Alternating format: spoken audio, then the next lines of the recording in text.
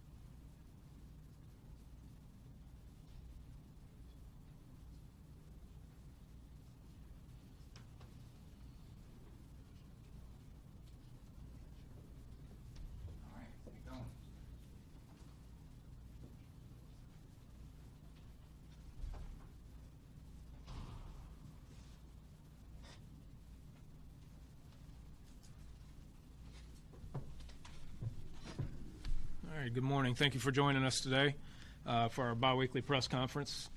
Able to give you some updates on a couple of events, some homicide updates, as well as release body camera footage from the officer-involved incident from the 4th Division where we had 2 officers that were shot by a suspect. So we'll start off with our crime overview as we do every week. We're sitting at currently 137 homicides compared to 134 last week. 344 non-fatal shootings. You can see that's down 9%. And then our robberies and carjackings are sitting at 144 compared to 132 this year.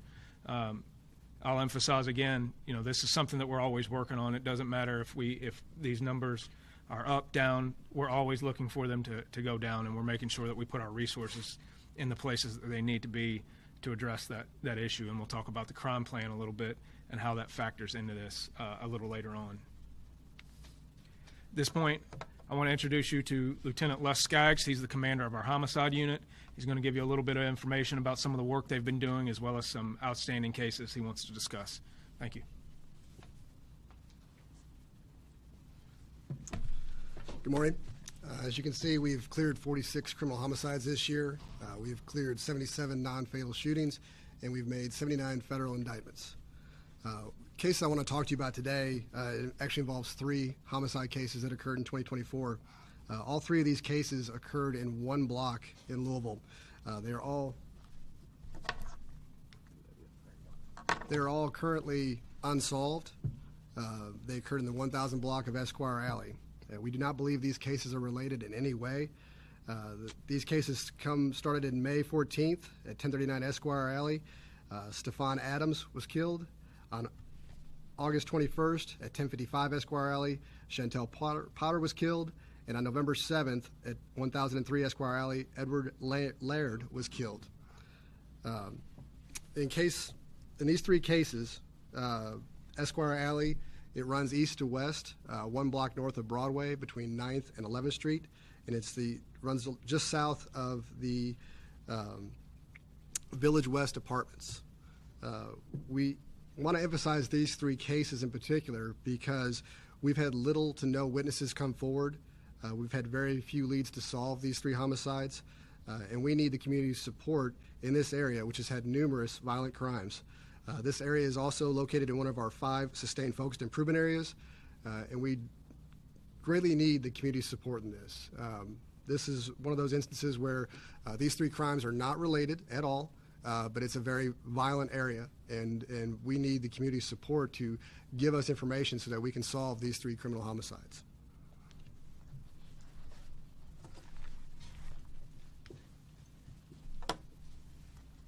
Thank you, Lieutenant Skaggs. As you can see, the homicide unit is doing great work. They're clearing cases as they come in as much as they can, but this does have to be a collaborative effort. I mean, you can see have 3 homicides in 1 block. No one deserves to live in that type of environment. And so when we talk about how we're deploying resources, we want to make sure we put them where crime occurs before it occurs, and maybe we can disrupt that crime cycle. I would much rather prevent a crime than solve one. So that is our goal, and we will continue with that, but we are asking for the community's help and support in that task. I want to go over a little bit of recruitment. We're always hiring. I need people to understand that we need officers out there. We recently got some information back about what the public desires, and the number one thing that the public is asking us for is increased patrols. People want officers in their neighborhoods. And so we are constantly looking for officers. So you can go to lmpdjobs.com, or you can scan the QR code that we have. And that's not just for sworn positions. We have numerous professional staff positions where people can serve the community in a different way and serve the police department in a different way. So if you're not interested in being a sworn officer, carrying a badge and a gun, but you enjoy this type of work, you enjoy service, check us out, get with our recruiters, and they will get you lined up with what might suit you best. Some upcoming events.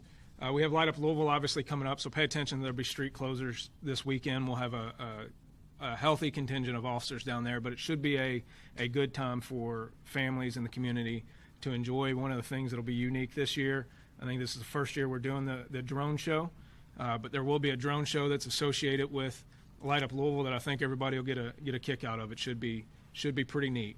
If anybody has any issues, holler at one of the officers that are down there, and they'll take care of you. So on our crime plan, like I said, we had the press conference releasing the crime plan recently. We've gotten some good feedback on it, but we want to emphasize that we want the community's input on how we're deploying our resources. So this QR code takes you to our survey so that you can give some feedback on what you like to see the police department doing when it comes to solving crime and taking care of the problems in the community. And remember, that's a 3-part plan that deals with these immediate problems that pop up and how we're deploying resources to those, how we're dealing with violent and particularly gun offenders, as well as those sustained focus improvement areas that we see an opportunity to improve those neighborhoods holistically, and how we work with not only the community but other metro government entities. And so we're pretty proud of that plan, and we want the community's feedback on it. So please reach out to us. Now I'll turn it over at this point to Deputy Chief Emily McKinley, who will give you an introduction to the body-worn camera from the incident the other day.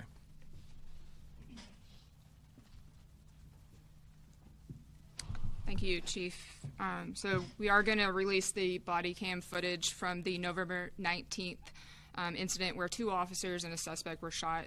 This occurred during a confrontation relating to an investigation of a stolen vehicle and an arrest during that investigation. So the information that we are going to release in this video is what we have and what we are able to convey to the public at this point. It is important to note that this is an active criminal case in court, so we are limited in what we can infer and what we can release. And so this video contains a package of all the information that we can release at this point. But I just do want to reiterate that we are grateful that our officers are at home and that they are recovering, and that they were not more significantly injured than they were doing the work that they do. They are on medical leave at this point. And we'll play the video now. The video is about 10 minutes long. It will be available on our YouTube page after this press conference.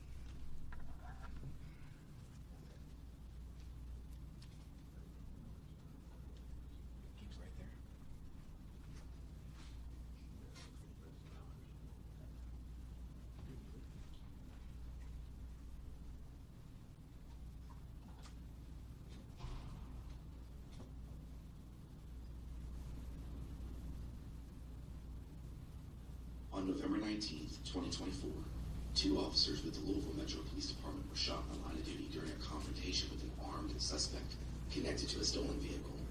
The suspect, identified as 19-year-old Jeremiah Thompson, also sustained gunshot wounds during the incident. Thankfully, all injuries were non-life-threatening, and everyone involved is recovering.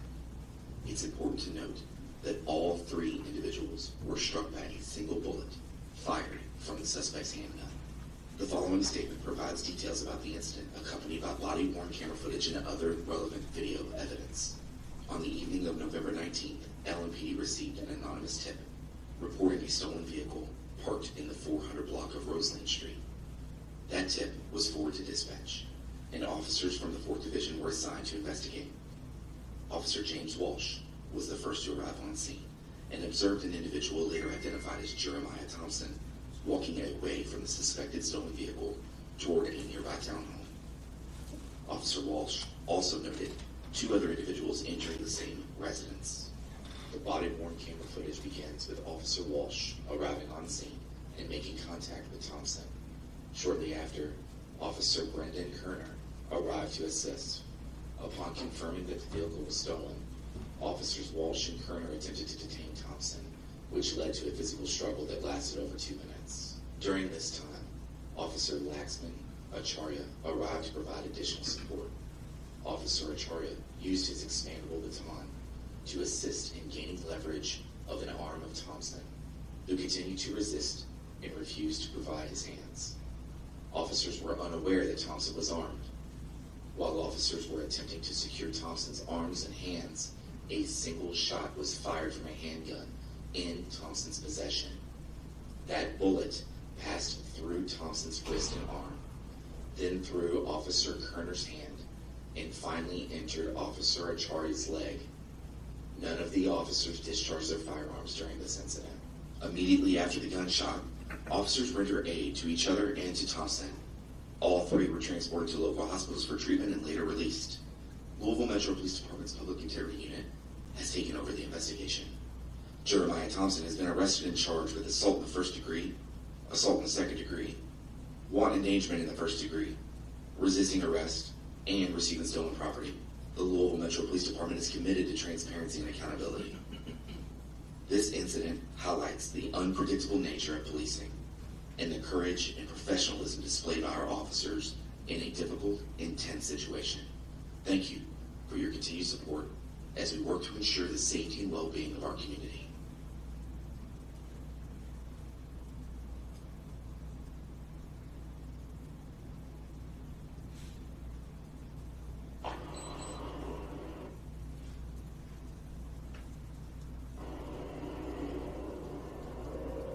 What's going on, man? Not much. Take your hands out of your pockets for me. What are you doing in this car? I ain't gonna lie. My friend Can came you take your hands out of your pockets for I'm me? sorry, sir. Can you get my shoes up? Keep me. My shoes get in the car. But I wasn't in the car driving it, I swear to God. I was just getting my shoes up. Okay. Who was? You can run it to that. I'm gonna like you ran that way, sir. I'm not gonna lie to you. So when you and your buddies ever No, sir. I promise you. in the car? I promise you, sir. You can my shoes, please. Can I have it? If you think about that. Let me get your information first. Where'd your buddies go? I just watched them walk that way. It's fine, bro. Sir. We'll go, sir. You know if I did stuff to go to the No. It's just my shoes, sir. Thank you.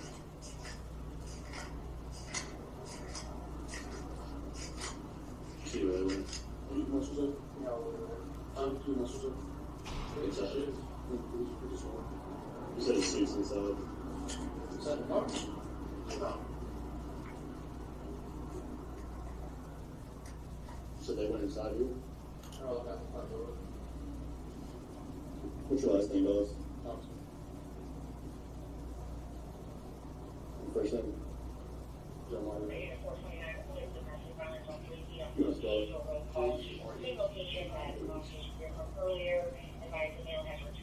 man, I'm gonna ask you one more time. If you take your hands out of your pockets for me, okay?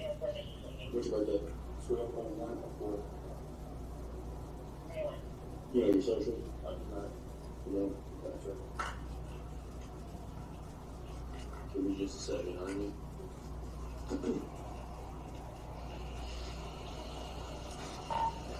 Forward, please, baby. Copy that. It's gonna be Lincoln 9 Paul 878 on a silver Fiesta.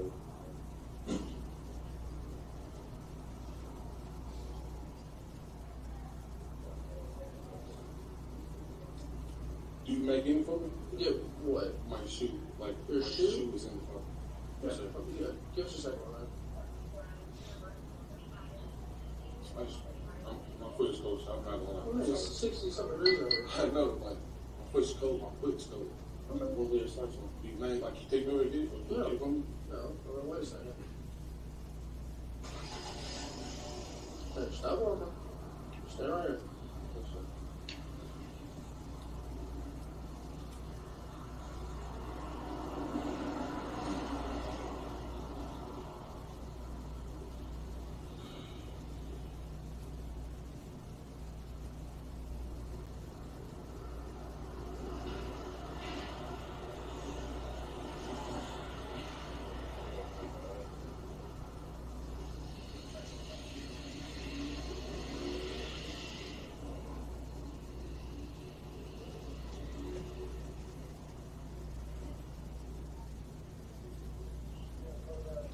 I get my mom at least.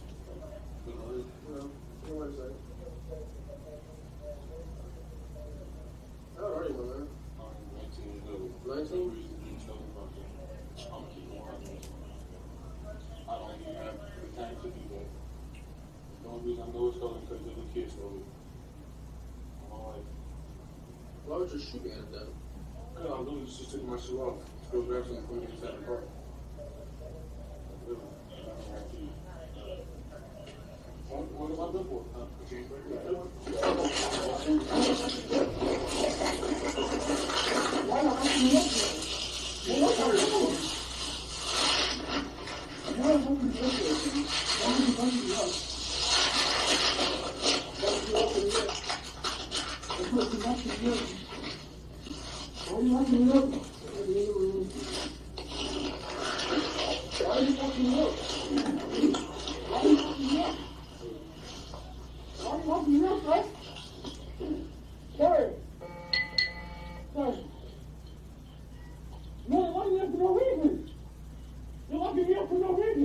You said we get locked up. I'm not forgetting to lock me up for what? You were just gonna be detained. For what? So now you probably are. For what? For resisting. How am I resisting? I just want to let you know what? When you're trying to detain you. So you didn't ask me, sir. So you didn't ask me, sir. Sir, I'm not asking, sir. We have family pulling up. Someone get this car. I don't know if we're gonna help them or not. Excuse me, ma'am. I'll give this tape for nothing. No, man, you were in a stolen car. I wasn't in it. I was not driving this car. Oh my God. You know what? Jay! Jay! We need help with him first. But there is a car that just pulled up and he's talking to him. Jay!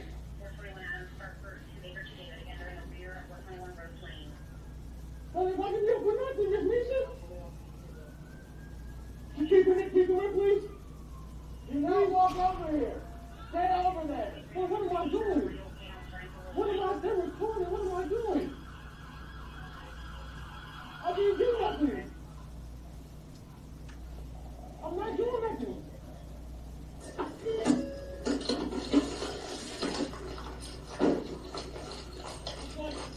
I'm not doing nothing, son.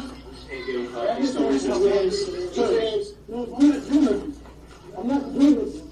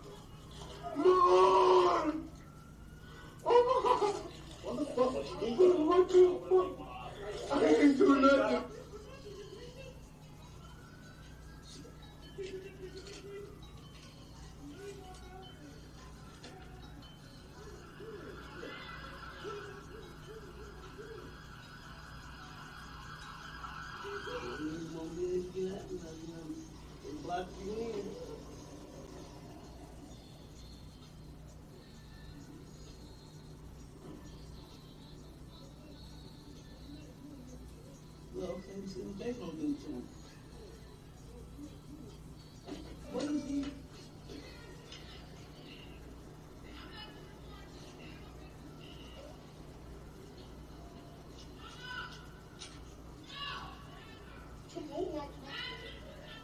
Put your arms back, baby. Put your arms back.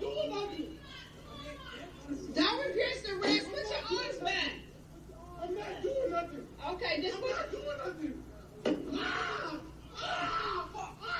What?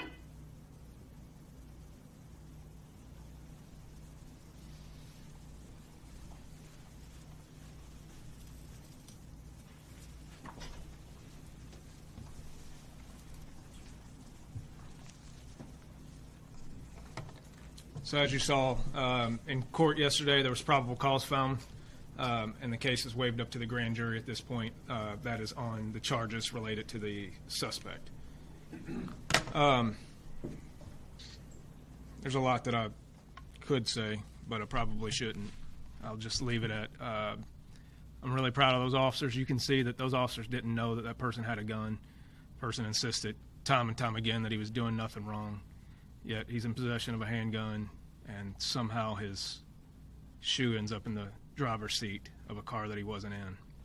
So you can make your own logical conclusions, but other than that, we'll let the investigation play out. On our end, administratively, this will go to the Performance Review Board. It's anytime we have an incident like this is a moment that we should learn something from it and improve, and so we're going to make sure that we do that, and we're going to continue to support those officers as they recover, and we're going to encourage officers to go out there and continue to do this type of work. You can see that tense, uncertain, and rapidly evolving situation where those officers thought they were dealing with a nonviolent crime, and then all of a sudden 2 of them are shot. So you can understand the risks that go along with this job and what we're asking officers to go out there to do on a day-to-day basis, and how important it is that they do this type of work. While that might seem like an innocuous property crime where somebody's upset that their car was stolen, it turns out to also be a gun crime where people almost lost their lives, including the suspect at his own hands. So we're fortunate and we're grateful that that didn't happen, but you can understand that these situations that officers are in every day can turn in a moment's notice, and we're very proud of that work that those officers are doing. So we'll open it up to questions at this point. How are the officers today? The officers are doing well. They're recovering at home. They're on medical leave at this point. I don't have a time frame for their return. Did the suspect pull the trigger, or was there some other action that caused the gun to go off? We don't know that right now. That's part of the investigation of why that gun went off. I can tell you if that suspect had cooperated, that wouldn't have happened. So regardless how it happened, it's his fault still. So. You mentioned that he was in possession of the gun. Was it like in a pocket somewhere? Or Not sure exactly where. Okay. Was he illegally in possession of that firearm, or was it legally possessed? I believe he's only 19 years old, so to carry a handgun, it's illegal anyway. Is there a way to figure out how that gun went off, or is it part of the investigation? And I ask because in the video, there are certain points where you can see his hand doing something, and you can see at some point officers have his hands behind him, or they're off on top of him. How did the gun exactly go off? So that's going to have to come out in the investigation. It would be inappropriate for me to speculate how exactly the gun went off. But as I said previously, had he put his hands behind his back and cooperated with officers, everyone would be okay, and he'd be looking at much more minor charges than what he's facing today. Roberto? Because you are still sorry. investigating. Alexis Matthews, so you don't have Oh, you don't have to do that. Okay. Because you are still investigating how the gun went off. Is it more appropriate to say that it did went off versus the suspect shot officers? The suspect's actions resulted in officers being shot. So however you say it, we can play semantics. The suspect had cooperated, he wouldn't have gotten shot, and the officers wouldn't have gotten shot. So regardless of the semantics of it, he's at fault in this situation. Did he ever admit to driving the car? I believe in the citation it said he did. In the video, multiple times he said he didn't drive the car. I'm not going to get into specifics on that just because of my own ignorance. I wasn't in on the interviews, but I do know he was interviewed afterwards and things like that. So his shoe was in the driver's seat. So. Thankfully, nobody was killed in this incident or was hurt worse. From this video, what is it that LMPD wants the community to know or understand or to learn from this incident? Well, one, I want you to understand the work that officers are doing, right? These officers are going out there on a day-to-day basis. Obviously, having 2 officers get shot is not a common occurrence, and we're thankful for that. But what we need the community to understand is that there are officers that are out there understanding that this is a risk, and they are still willing to do it. And the other thing is that this came in through our anonymous tip line. So the anonymous tip line works, and we want people to know that we need you to call. We need your cooperation. So when we talk about cooperation with the community, that's what we need. And ultimately, someone who is involved in these types of activities has been taken off the street at this point. So we're very appreciative to the community for cooperating there. I also want to point out, because this is a problem that we do have on some scenes, is you notice the bystander who took that video did not insert herself in the middle of the situation. That's pretty notable, and it's very important. I have no problem with people recording what we do. Right? We wear body cameras. Everything we do is subject to public scrutiny. Fine with that. Keep your distance. Don't insert yourself in it, because it creates risk not just for you but for those officers as well. And so we ask that if you want to record officers, do it respectfully at a distance, and don't become part of the situation. It was an anonymous tip that led to this arrest. You're asking for tips on Esquire Alley. Can you just reiterate how much this work and how much you need that to get you started on something? See, look at you making logical conclusions and doing my job for me. I appreciate that. So we talked about those homicides on Esquire Alley, and if you have any specific questions, we can bring the lieutenant back up. But that's exactly what this is. It's community cooperation. So you see, we took care of what was thought to be a property crime based off of one anonymous phone call. Every bit of information matters. We might go down some rabbit holes and some tips that don't turn out to give us good information, but I would much rather have too much information to filter through than no information at all. And it's very important that people be willing to do that. So we ask that you do that on all cases. Is there anybody else expected to be charged in this case? Any other people that thought to be involved with that stolen car? Anyone else expected to be charged? Not that I'm aware of at this time. Can you say who that was telling him to just put his hands behind the back and stop resisting on the cell phone video? I'm not sure. It was a bystander. I'm not sure who exactly it was. That was family or anything. I'm not aware of who exactly was telling him to put his hands behind his back, but I think everybody wishes he had heeded their advice. Can you speak some to police protocol? During the arraignment for this case, his attorney was saying that it was when the baton was there that's what made the gun go off, and that police protocol wasn't followed here. Can you speak to the protocol and if that protocol was followed in this situation? I'm not going to make a judgment on adherence to policy and stuff like that right now. I'm going to wait for that investigation to pan out. We do have a typical use of force that happened here with the takedown and everything, so that process will go through. That being said, I'm still waiting to find lawyers that are experts on our policy. So he can say what he wants, but lawyers have never been held to a standard of truth. Could you explain what the officer was attempting to do with the baton? I believe so. What the officer was attempting to do with the baton was wedge his arm out, get some leverage to get that arm out from behind his back. If you saw, he was not striking him with the baton. He was just using it as a leverage tool to try to pull his arm out. Yes, sir. Go ahead. I had a question now related to the body cam footage. Is that all right? Definitely. Okay. I was just wondering, for over a month now, we've been hearing that the consent decree, there's going to be an announcement in the coming weeks. There's going to be an announcement in the coming weeks. Are you able to explain what the remaining issues are that are standing in the way of finalizing that agreement? Yeah, and I don't think we ever said that there was an announcement coming. I think we all expected that this would have been done a long time ago. So as far as what the remaining issues are, obviously some of those are part of negotiations, but we remain committed to negotiating. We have some principles about what we want that to look like. They have some principles about what they want that to look like. But what we're not going to do is we're not going to succumb to political pressure and do what Baltimore did, which is rush it at the end and have mistakes in it that I think both the Department of Justice and the city of Baltimore wishes they had not done. We've been negotiating this for 8 months, 9 months, 10 months, something like that. So we're committed to finishing negotiations in an appropriate way. The last thing that I want to do is go through 9 months of negotiations and ruin it because we felt some kind of political pressure in the last couple of weeks.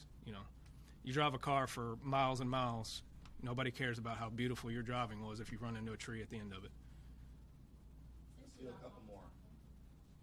Do you have any updates on the renovations to the LMPD headquarters? Yeah, so updates on the renovation of the new headquarters. The building's been stripped out. They're doing construction or remodeling on it right now, and we're hoping to start moving in sometime late next fall.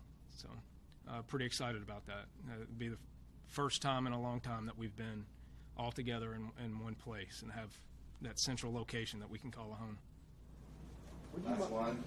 Well, would you mind if I had maybe just 2 with Lieutenant Skaggs on Esquire Alley? Sure. Sure, we can do that. That'd be great. Gotcha. Come on.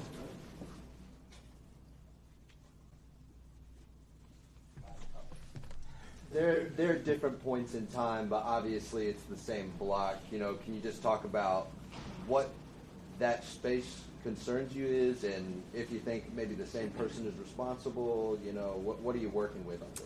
The concern is that there was 3 different homicides, not related, all in one city block, and that's the principal concern. The other question you had was which one? Really want to know how many of these cases are solved with tips, and what would a tip in this case mean to unlocking the doors for you guys to solving it? Tips are great. Witnesses are great because we weren't there. So what we need is people who know something, saw something, to say something. That's the biggest way we can solve these crimes. Our victim is deceased. They can't tell us who did it. So we need someone who heard something, or who actually saw the incident happen to tell us who was there, who might have been involved, or who was involved, who directly was involved. That way we can pursue that and that tip and find out, is that credible, is it accurate, and then make the appropriate charge once that person has been identified. Last one, I promise. Can you just reiterate how this fits into the crime plan? Well, because this is one of our sustained focused improvement areas. It's clearly been identified that this is a violent area close to the downtown corridor. That we need, that we have had very little success with those 3 particular cases, and that success that we have is entirely dependent upon the support we get from tips and evidence as it relates to the crime. So that's where we're really driving the message home on that particular incident, or those 3 incidents, that this is in one of those areas that we've identified that there's a serious problem. And it's not just those 3 homicides. There's other crime that's been occurring there. But we've identified that area as a point that we need to fix. You start with the biggest problem. That area, having 3 homicides in one block, that's a problem. And obviously they're not related, but that's where we've identified that area is one of those areas where we need to focus in and solve that problem, and then we work down the list going to other areas. But the biggest part that we run into is we need information to identify who is responsible, because obviously that's how we're going to solve the crime. Thank you, Lieutenant.